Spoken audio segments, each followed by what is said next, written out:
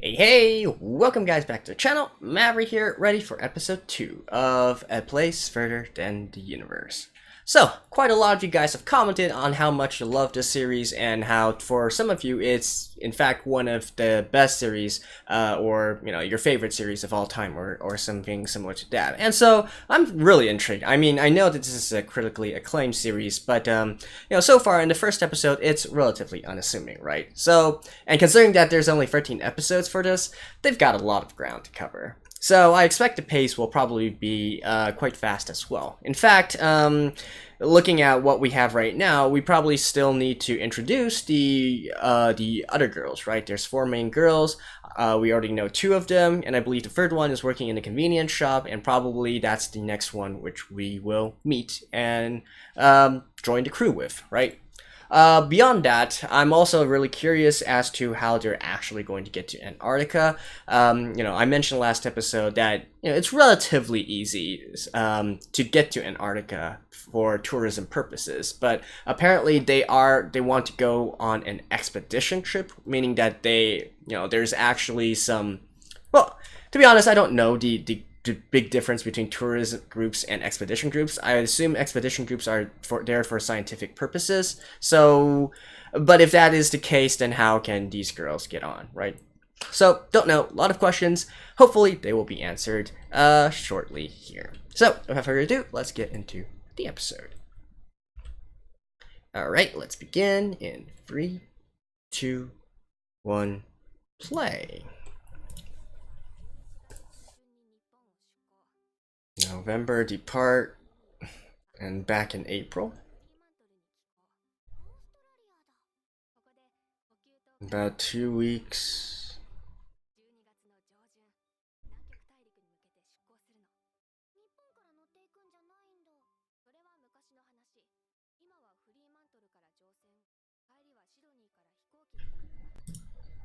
Makes sense. Why travel by sea when you can travel by plane, right?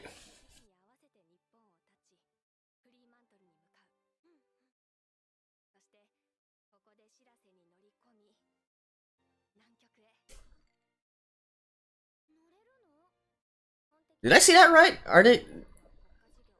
No, that should be December. Never mind. I thought it said February, but that's like way too far.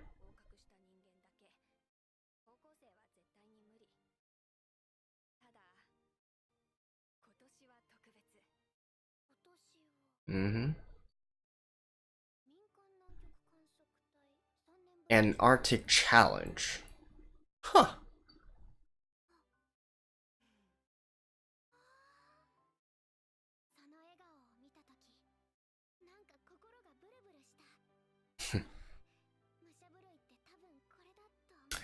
You guys still need to get parental permission though, since you're minors. I'm such a killjoy.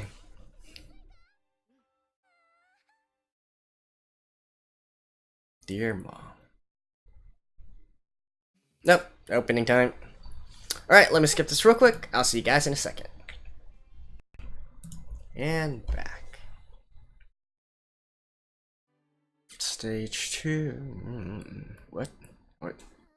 That's way too.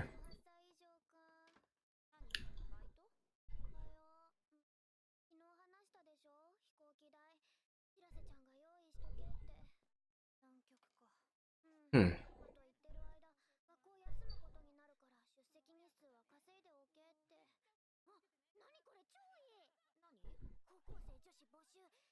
Oh, is this how they meet the other girls?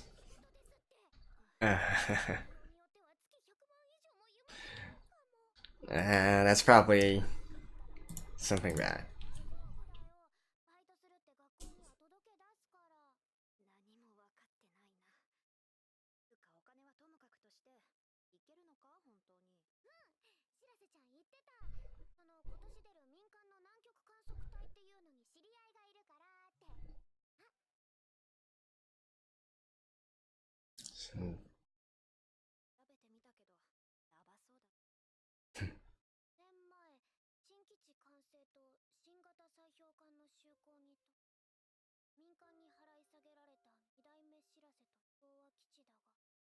Really?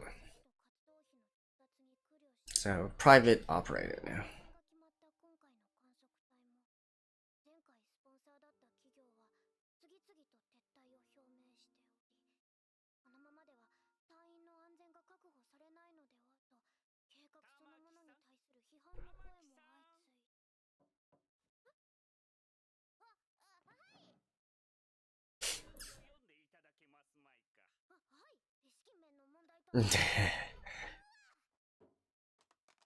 Ah, confiscation. Using your cell phone. In class.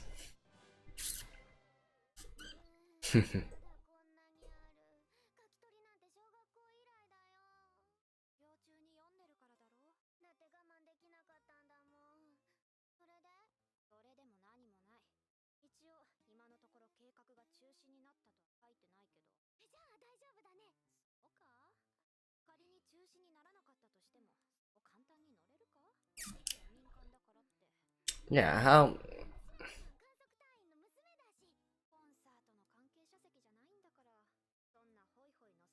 Like, what does a civilian expedition actually entail? That's my question.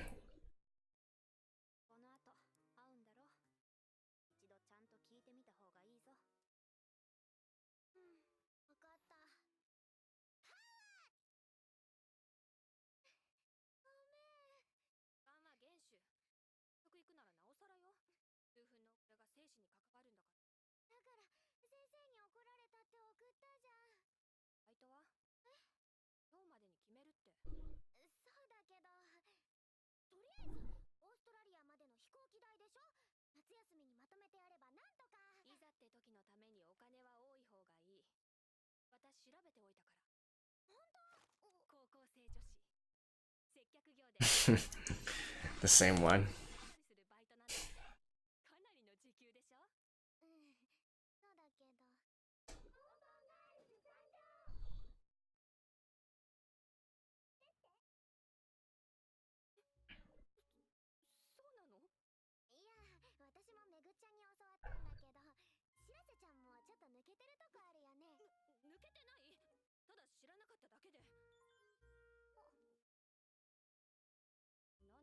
Hmm?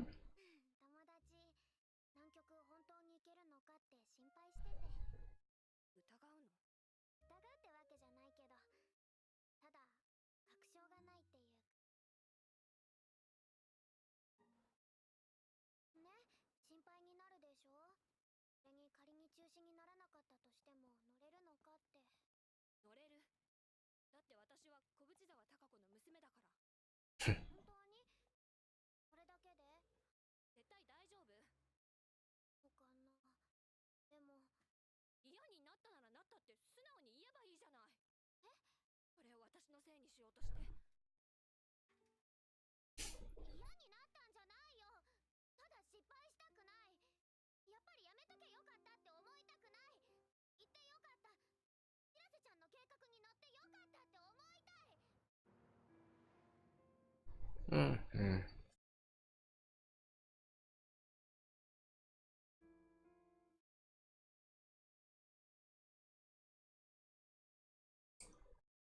I mean, it's entirely reasonable to ask what kind of plan you have, right?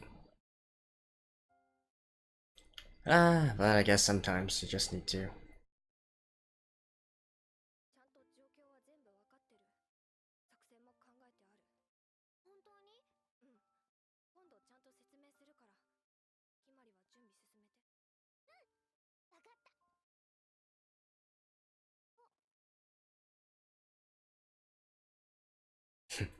Yep, that's where. So that's where they meet the third girl, right?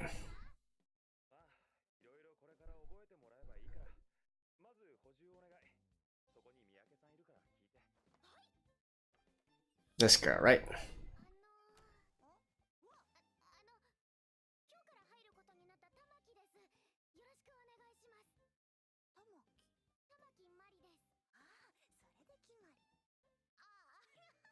Oh? You've been observing her.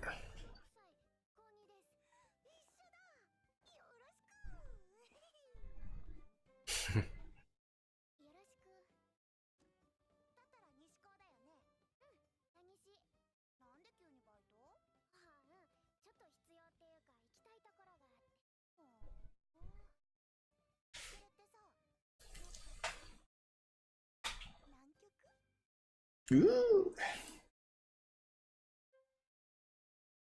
So what's your role or relation to all this?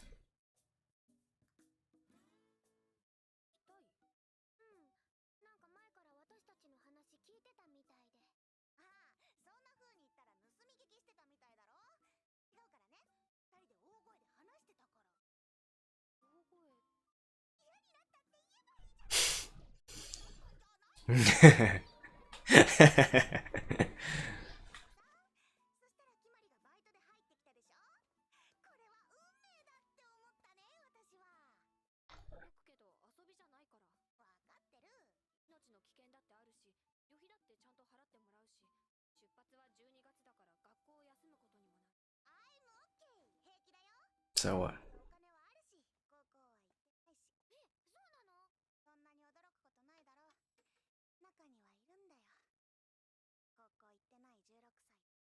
Mm.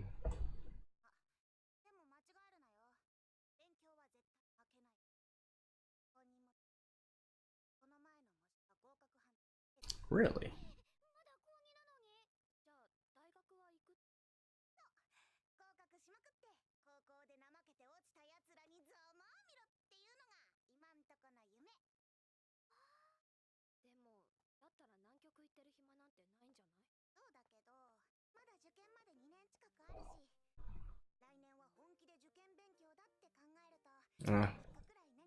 Okay.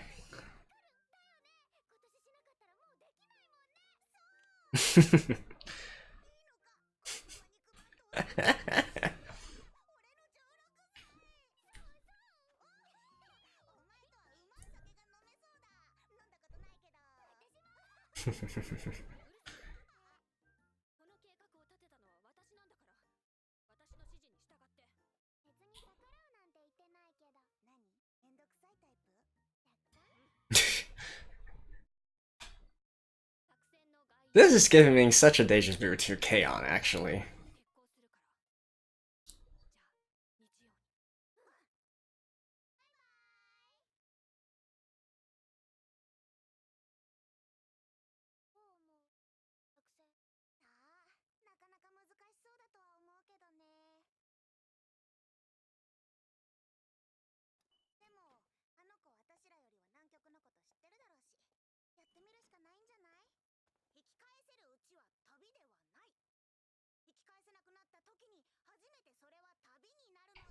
Mm.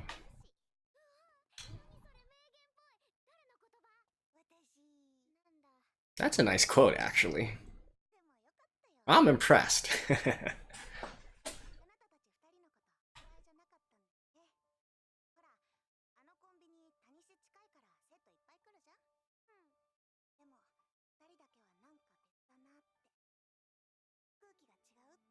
How long have you been observing them?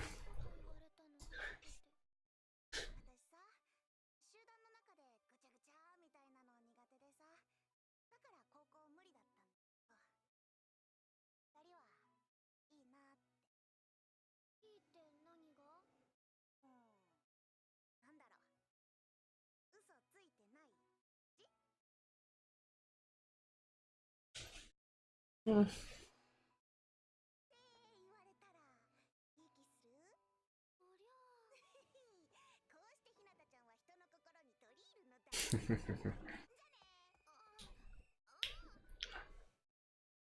Quite the Genki girl. I like her.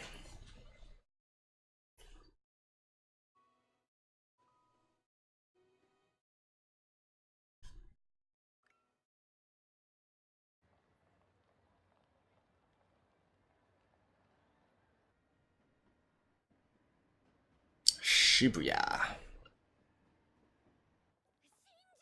No, sorry, Shinjuku. Whoops. Yeah, it should be Shinjuku. Whoops.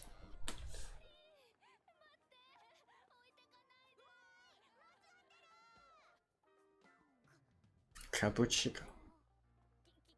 Why are you guys here? That's the red light district.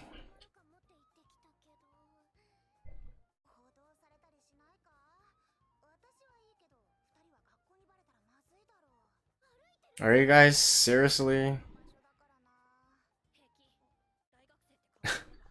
You guys.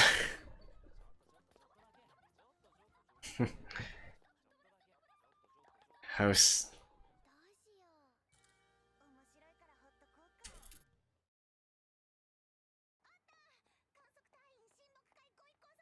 Oh, seriously, it's in here?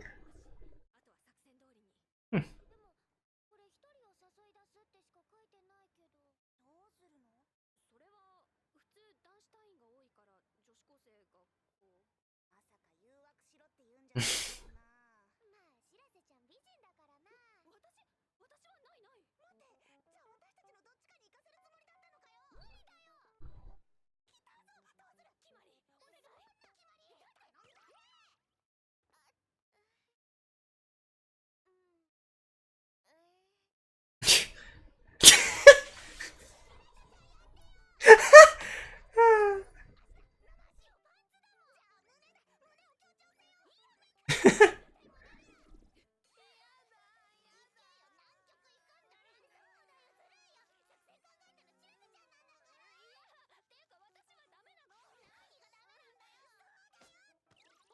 Did they actually know her?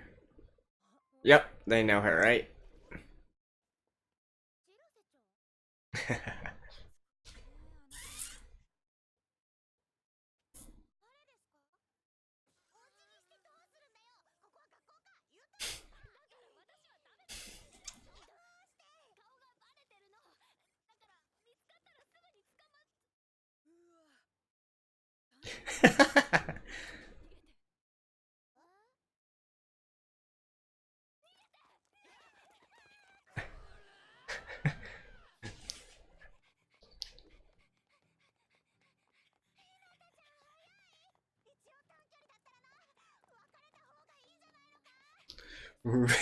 What are you guys doing?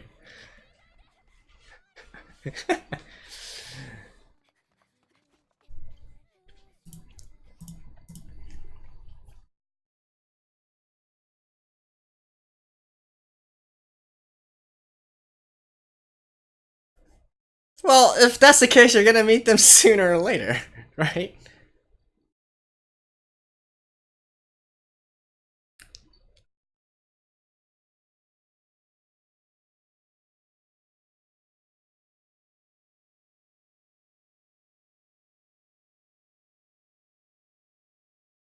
Oh, holy cow, girl.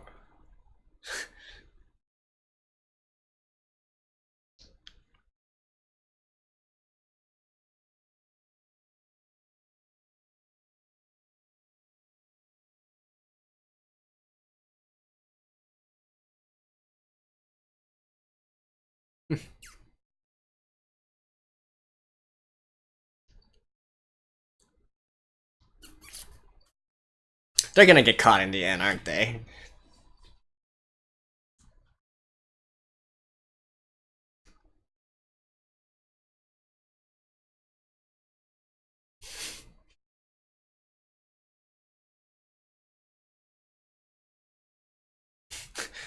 Are you Cinderella or something?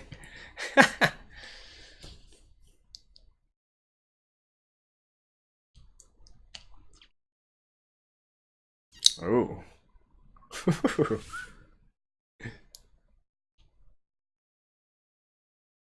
There we go! Boom. Ah, caught.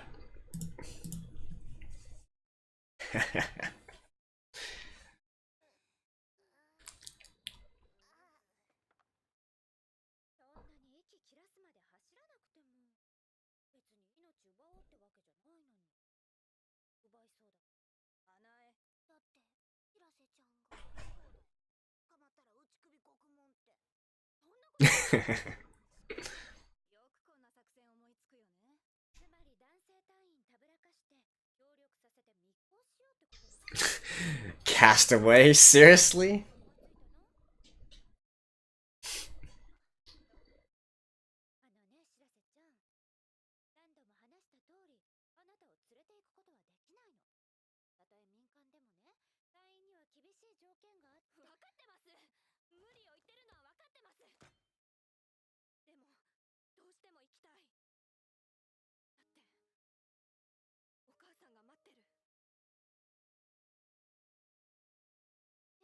Mm.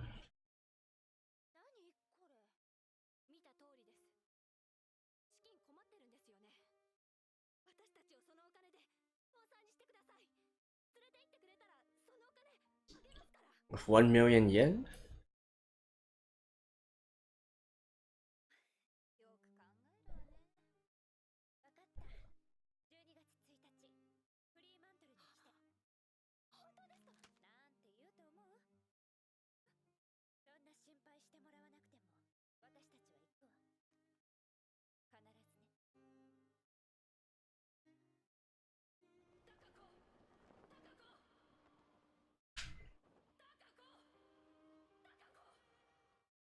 Those were her mom's former comrades, I'm guessing?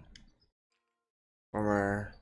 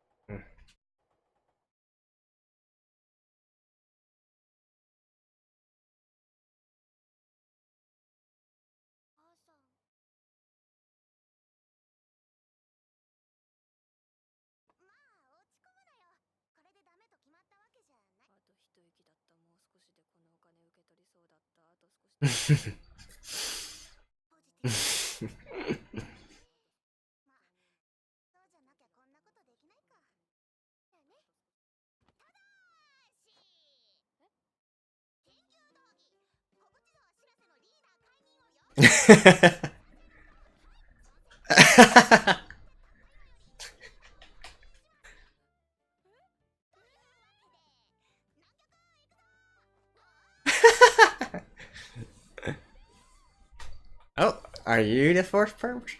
Hmm. I think you just might be.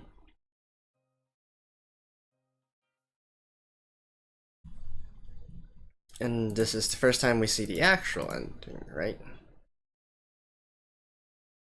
So let's take a look here.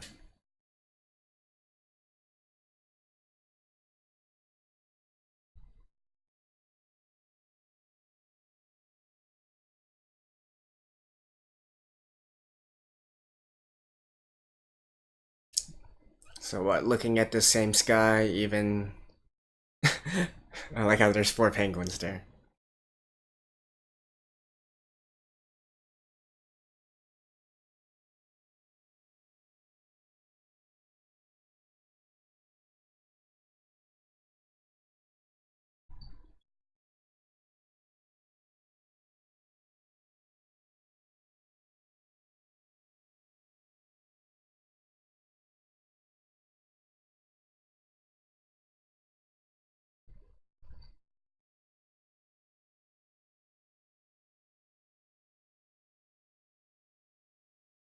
Hmm.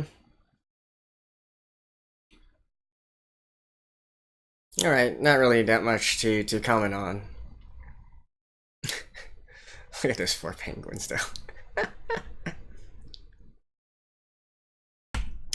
Alrighty, so I guess I was kind of spoiled by the cast list at the very end there, considering that one of the main girls' surname is Shiraishi, right? Shiraishi, which is the same as the the lady that we saw at the very end as well, in regards with the expedition members. So what I'm assuming now is that the lady we saw there is probably the mom, the elder Shiriashi son, and then the one on the train at the very end there with our other girls, who is eventually going to be part of the main group as well, I'm assuming, is the daughter. And so because they have this relationship, and then the mother is one of the sponsors of the expedition, so that is how the rest of them also managed to get on as well as part of the expedition. So if all this proves correct, then they are going to Antarctica after all, and in a legitimate fashion, right? And in fact, looking at the schedule there, it seems that they're going to be staying for 2 months there, something like that. So I guess that probably answers my question from the first episode and the beginning of this episode as well. So this is a series where they will get to Antarctica in the end. That's what I'm leaning towards right now. And in this episode, we do get another actual member here, right? Hinata.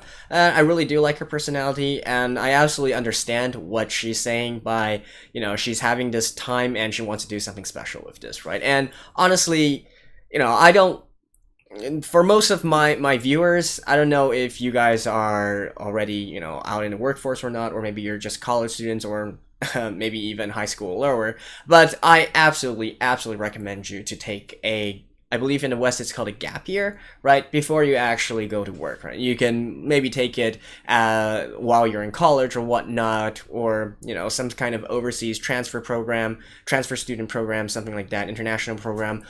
Absolutely encourage you to do that. There is not going to be any time in the future that you can truly enjoy this kind of this kind of opportunity. Really, once you get out into the workforce and whatnot, it's completely different. Your responsibilities and whatnot completely different. I had the privilege of having some savings and whatnot, and so I took my gap year after college, and I 100% recommend everybody to do this if you can afford it. So yeah, there's your old man Maverick. I guess I shouldn't say old man, because I'm sure that some of you guys are older than me, but absolutely, if you are still in college or below or whatnot, find a chance to take a gap year, right? So really, what I want to talk about this episode is how I got this really strong sense of deja vu with K-On! Right. So if those of you who don't know, K-On! Is another anime series that's also quite similar with its slice of life and comedy element. It's also about a group of friends, a group of girls, relationships with each other, and only the subject matter is a little bit different, right? And not only some of the elements are similar, but the characters themselves really are reminiscent of each other as well. Shirase reminds me a lot of Mio, Hinata reminds me of Ritsu, and Mari reminds me of Yui, right? And since the fourth girl we don't know her personality yet, hard to say, although she seems to be a little bit more quiet than any of the other K-On! Characters. And it's not to make a comparison or anything, and I make this sort of nostalgic, memory of K-On! In entirely positive sense. And in fact, it's one of the things. This is kind of on a tangent, but if there was ever an anime that shows the difference in taste between Western people and Asians or Easterns, the Eastern anime scene or whatnot, probably K-On! Would be one of them, right? Because in the Western world, I feel like a lot of people just blow off K-On! As sort of this moe blob or something, and it's not and not that highly regarded. Yeah, there are some people who love it, but I think for a majority of anime fans, it's so-so in a sense, right? Whereas in Asia, in Japan, and in my country and whatnot, K-On! Is probably one of the most iconic and influential animes of the last decade, right? And it definitely left its mark on the industry, and I remember it with only fondness, if you will. And not only the characters here, but also, for instance, the chase scene in the middle of this episode, right? It's just a bunch of girls doing some dumb things in when they're young in their youth and whatnot, and having a jolly good time with it, right? It's just that brought a lot of emotions back to me that I haven't felt since the end of K-On! And really, just by that scene alone, just by that chase scene and the music and whatnot, and the monologue of Mari, K-On! There's some emotion, there's some tear-jerking scenes in K-On!, though not really that much, right? It's, for the most part, a fairly light-hearted, fluffy sort of anime. I'm not sure how this series is going to end, right?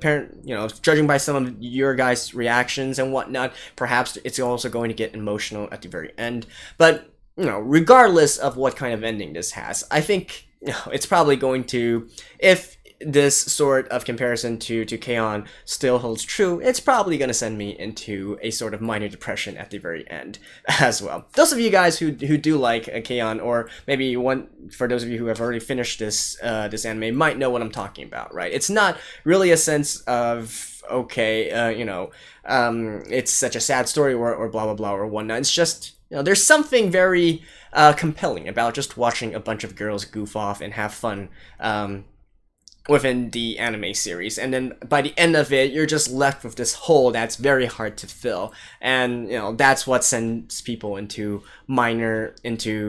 sort of these mini depressions, if you will. So there's no more of this, and how can I get more of this, and something, you know, of that sort, right?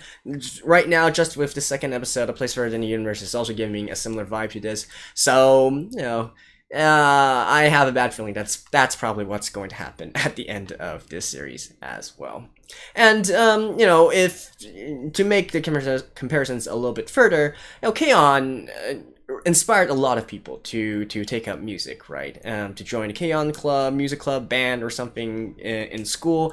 I kind of wonder if perhaps this series also, by the end of it, is going to inspire a lot of people to travel to exotic places, right? Maybe not necessarily Antarctica, but to some places that are far outside their comfort zone, right? I don't know, maybe to Africa or Mongolia, or I don't know, maybe even Russia or something like that.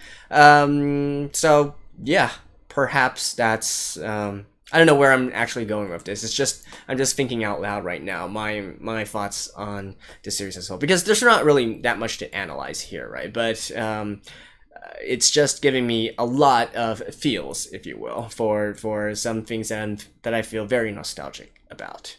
You know, there's just something about, you know, having a group of friends who are willing to do stupid things with you. You know, it's something that is absolutely endearing to me in anime form, and it's something that you should definitely hold on to if you have the privilege and opportunity of, you know, having something similar to this in real life as well. So yeah, I feel like that's probably where I'm going to end this review part. You know, it's not really that much of a review, but basically what I'm saying is that it's probably going to be very heartbreaking when it actually ends at the very end, regardless of what actually takes place, right? So yeah, there we go. That was episode 2 of A Place Further Than the Universe. I'll see you guys next time. Bye bye.